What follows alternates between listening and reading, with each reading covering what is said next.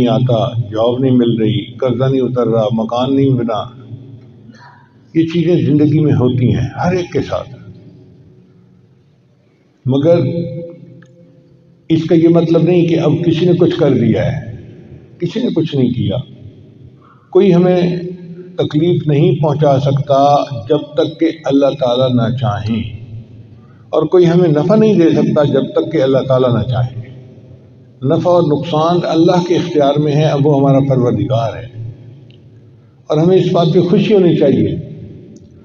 حضرت علی عنہ فرمایا کرتے تھے، اے اللہ میرے لیے یہی عزت کافی ہے کہ تو میرا پروردگار ہے، میرے لیے یہی عزت کافی ہے کہ تو میرا پروردگار ہے، اور میرے لیے یہی فخر کافی ہے کہ میں تیرا بندہ ہوں۔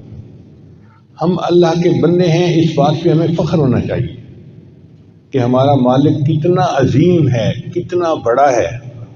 چنانچہ حدیث مبارکہ میں ایک دعا آتی ہے کہ نبی علیہ السلام پر جب کوئی پریشانی مصیبت آتی تھی تو آپ صلی اللہ علیہ وسلم ایک دعا مانگتے تھے، یا حی یا قیوم برحمتک استغیث۔ یا حی یا قیوم یہ اللہ تعالیٰ کے اسماء گرامی ہے، تو یا حی یا قیوم برحمتک استغیث، اے اللہ اپنی رحمت کے ساتھ میری مدد فرما۔ جب بندہ اللہ کو مدد کے لیے پکارے گا تو اللہ ضرور مدد فرمائیں گے۔ اب آپ بتائیں، قیامت کے دن ایسا ممکن ہے کہ کوئی بندہ یہ کہے، یا اللہ میں تو آپ کو مدد کے لیے پکارتا رہا، آپ نے تو مجھے کوئی رسپونڈ ہی نہیں کیا؟ اللہ کسی بندے سے یہ نہیں سنیں گے کہ جی میں نے پکارا تھا اور مجھے تو جواب نہ ملا۔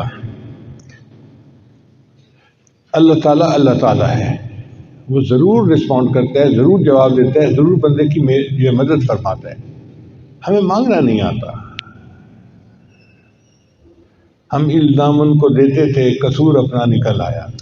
تو اصل بات یہ ہے کہ انسان اللہ کے ساتھ لو لگائے، اللہ بس باقی ہوس، اور اللہ کو منائے، اور پھر دیکھے کہ اللہ تعالیٰ اپنے بندے کی مدد کیسے کرتے ہیں، اس کو کیسے عزتوں سے نوازتے ہیں، اس کو کیسے نیک اعمال کی توفیق عطا فرماتے ہیں۔